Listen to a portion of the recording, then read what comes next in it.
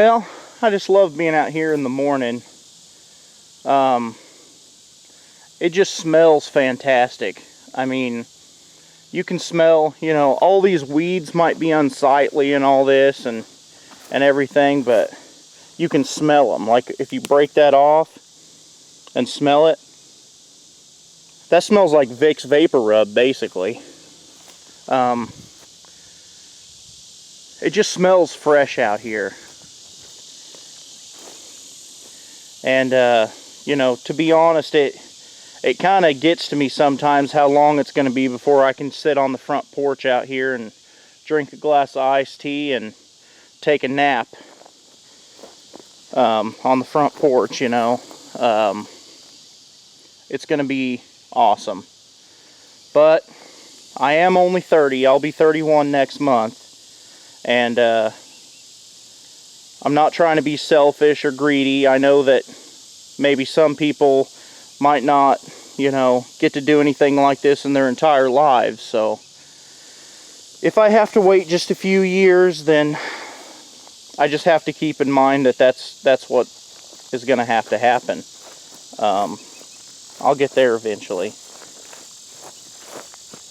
So next week, 3 or 4 days from now, we'll be starting in on them blocks down there. I gotta cut some of these roots out right here because they're over in the way of the blocks. But so probably I think the best thing to do, instead of coming up 3 blocks high like I have been this whole time back here, it does make it kind of convenient because I can go ahead and backfill like I did over there on the outside once I get above the ground level. But, you know, this over here, I've already got blocks laid in down there a little bit, and they're not mortared in or anything, obviously. They're just laid in. But that'll make it a lot easier to clean this trench out on this side. You know, I just pick the blocks up and then you know, just shovel it out, because all the mud and everything will have stopped basically on each side, so that middle should be fairly clean. So what I plan on doing is just going, I want to lay this bottom row in all the way to the corner, which is like 1, 2, 3, 4, 5, 6, 7, 8, 9, 10, 11, 12, 13, 14, 15, 16, 17, 18, about 18 or 20 blocks. So that'd be about 2 bags of mortar. And then I'll have this whole row right here laid in. And then I can come up with a second row, or once I get that bottom row laid in, I can come over here and shovel all this out down to the concrete pad. And I can start up this way. The thing about this side is, oh hey, there's some concrete poking out. Yeah, there's some too. So this side isn't too bad. The only bad part about this side is this last step right here, from right there to right there.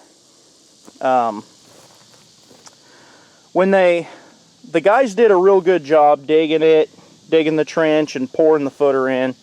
The only problem was right here, they ran out of concrete.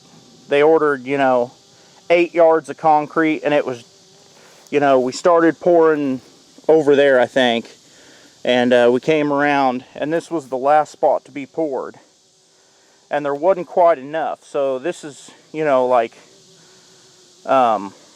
they said they made it to where I could use one of those like 4-inch flat blocks to bring it up to the right level, but I measured it and I'm thinking it's going to be an odd measurement, like 3 inches or something like that, or 2 3/4 or something. So I might have to go get some bags of just, you know, either Portland cement, or, you know, maybe even just a few bags of Quikrete or something, and pour in there and bring my footer up to where it needs to be before I lay blocks in there, so it'll be the right height.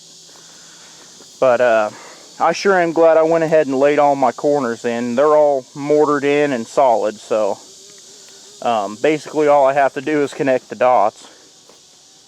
And nobody helped me with that. You know, I had to square it all and do it all myself. It took me a whole day to get these 4 corners set because, you know, I don't have a lot of experience with it, so I kept having to, you know, set the blocks in dry, square them off, you know, and then run a string line, you know, down to the next one and get them all in line where they need to be. Get that one squared, run a string line, and then, you know, come to find out it's a little bit off, so I have to move those back a little bit, and then you have to move these a little bit, but I finally got her good and square, so, well, if I had, when I go to lay these blocks in, I'll be sure and grab my speed square or a carpenter square, and I'll show you guys that these corners are right on. So anyway, I get a lot of flack from these concrete block laying videos, and I just want to say that, you know, this is the first time I've ever done it. You know, I'm not a pro at it, and I didn't label that video how to. I labeled it laying concrete blocks, you know. Do it how I do it a different way. It really makes no difference to me. So I'm probably never gonna do a how-to video except for things that I'm absolutely sure about, because I do not want to give anybody any false information at all. So like the video I did where I showed how to determine your percentage of grade, like this right here is an 18.5% grade. So it's fairly steep, which you can tell by how slanted the blocks are versus the ground. But anyway, I'm absolutely sure on how to do that, so I'll do stuff like that. But you know, other stuff I'll just say, hey, here's how I'm doing it, you know, do it this way or do it a different way, I don't care. So right back here is where we're going to start. We're going to connect that to the corner with 1 row of blocks, and then you know, leave some comments. You know, should I go up a second course back here or turn the corner and keep going? I'm kind of leaning towards turning the corner and keeping on going, and get at least 1 row laid down in this whole thing, basically, is what I'd like to have done. And see, I should have laid blocks in the whole thing just dry like that, because I mean, you can see the dirt and stuff, you know, riding up the sides of that block, but down in there it's clean. You know, them blocks help keep the thing clean. And I had a bunch of blocks down in here the same way, but I took them out. And I wish I hadn't, because this up here is the worst of it. This is going to be a shoveling fiasco up here. But that's okay. We'll get her done. I'm just happy to be working on it again, you know. I'm still not out of the neck of the woods for rain and stuff like that, but I'll check the forecast, and we'll be starting these blocks this week, so you guys can have that to look forward to.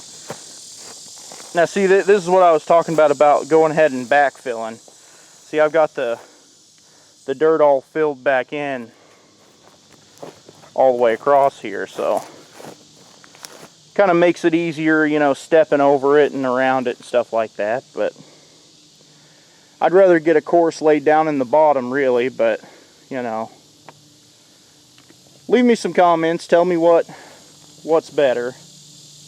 I think it's to lay 1 course in the bottoms, but maybe it's not. So I don't know. Man, it's going to be a lot of blocks to bring that back up to this level. Because I mean, it's, you know, there's 1, 2, 3, 4, 5, 6 courses. 6 courses to come up to level.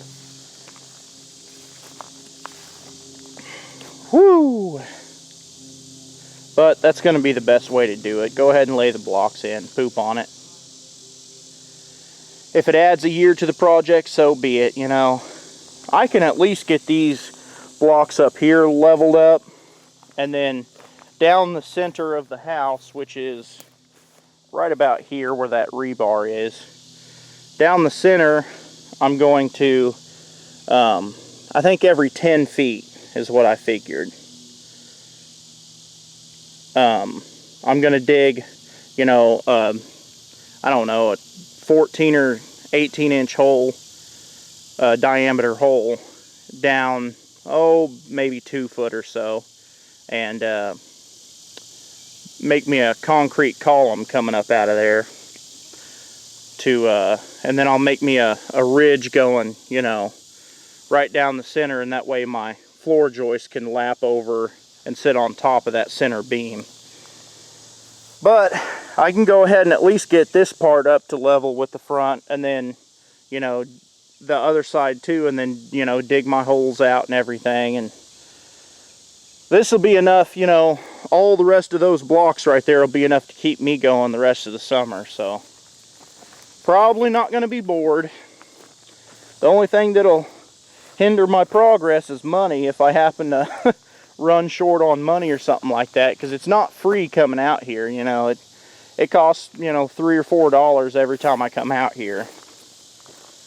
It's about 12 miles one way, so, you know, it's only about an 18-minute drive, but still, you know, 12 miles, you know, that's 24 miles. That's about, you know, a gallon of gas or so. So, gas prices here are only about $2.50 a gallon, so it only costs me about $2.50 each time I come out here. Well, I'll say $3. But anyway, so, you know, $3 a day, you know, for 30 days for an entire month, that's $900. Or not 900.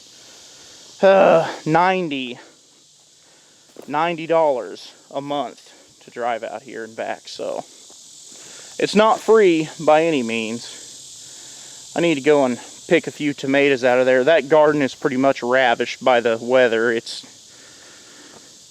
not doing too good. I don't know. It doesn't bother me too much. It was a lot of work, but, you know, it was something to do. So anyway, I need to get my metal shed out here, or a carport or something, because that trailer is way too big to fit in that little shed. I've got a 10 by 14 metal shed that would fit in no problem, but getting it out here, I don't know, because a car trailer is only like, you know, 8 or 9 feet wide with, you know, and it's got the rails and stuff on it, so it would be pretty hard to move a 10 by 14 shed that only weighs 50 pounds total. You know, I can pick that whole shed up myself when I unhook it from the foundation. But anyways, man, that trailer is awesome. That little bitty one was exactly the same size as one of these halves. You know, it's split in half right here. So one of these halves is how big the other one was. So this one's twice as big, and I'm able to, you know, throw my junk in it and take off. So, and the weed eater will fit in there completely. It sits all the way down in there end to end. So I think this is going to be pretty good. I bounced it around pretty good going over there to the dump, and I went ahead and checked out all the bolts and everything's still tight. So I guess we're good to go. Guess that'll be it for today. I just thought I'd piddle around and jibber jabber with y'all a little bit.